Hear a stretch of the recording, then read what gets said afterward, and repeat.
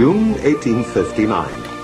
A coach is traveling through northern Italy, rattling over bad roads and fording rivers in search of Napoleon III, Emperor of France, who is making war in the area.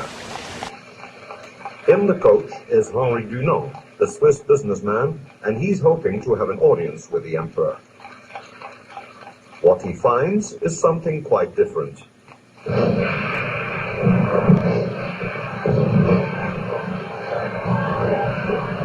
Near the village of Solferino, French and Austrian armies are fighting a terrible battle.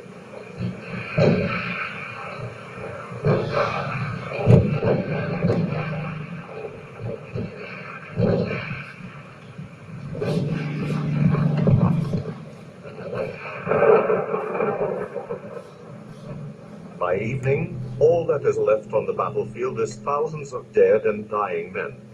The military medical corps is overwhelmed and cannot cope.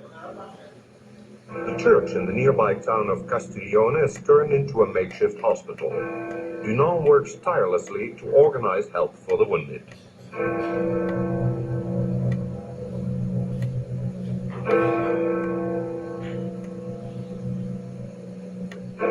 He does whatever he can to help and comfort the victims, along with simple gestures like taking down messages for their families. Dunant is joined by many local women who nurse the wounded by his side.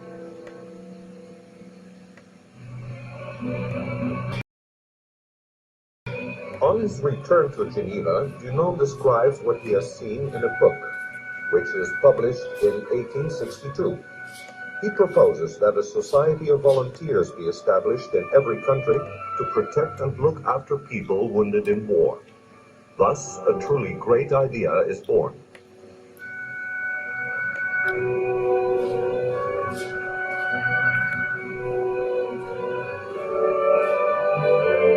Soon afterwards, Henri Dunant and 4 other citizens established the International Committee of the Red Cross, or ICRC. In 1864, they call a diplomatic conference, which adopts the first Geneva Convention to protection for wounded soldiers.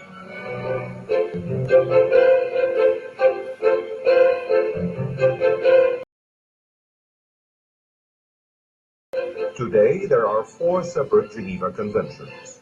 They protect wounded and sick soldiers on land,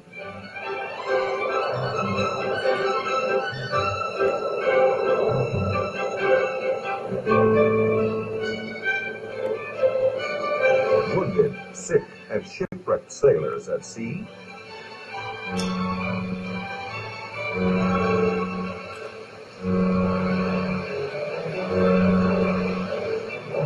prisoners of war,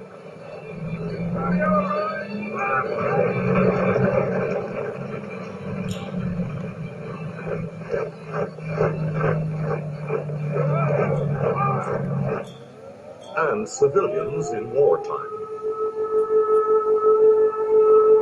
To supplement these conventions, which were adopted in 1949, 2 further treaties have been added since.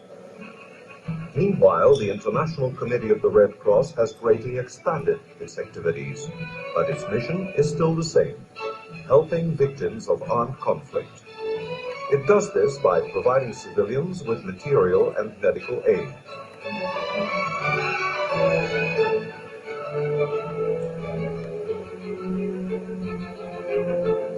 Visiting prisoners of war and political.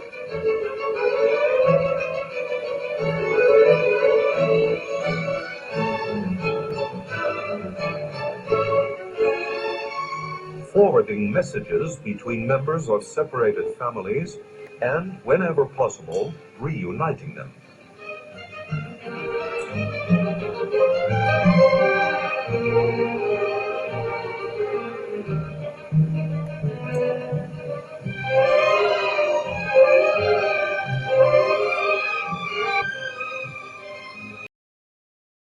It also informs people about international humanitarian law and the Red Cross and Red Crescent principles.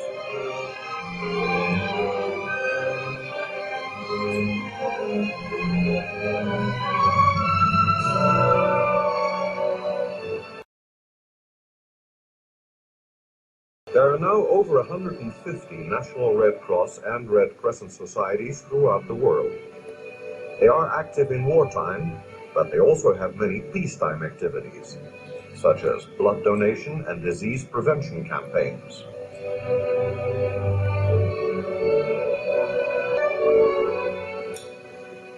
Aid to refugees and the poor,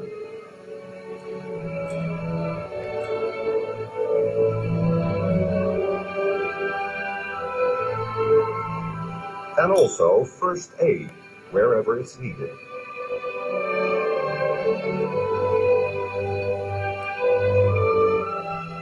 Since 1919, these societies have had their own organization, the International Federation of Red Crescent Societies.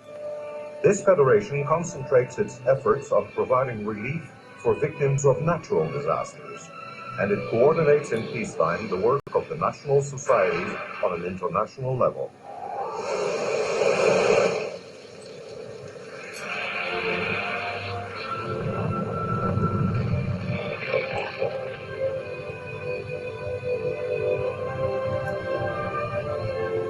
Today, hundreds of thousands of volunteers around the world have made the dream of Henri Dunant come true. Together, they form the International Red Cross and Red Crescent movement.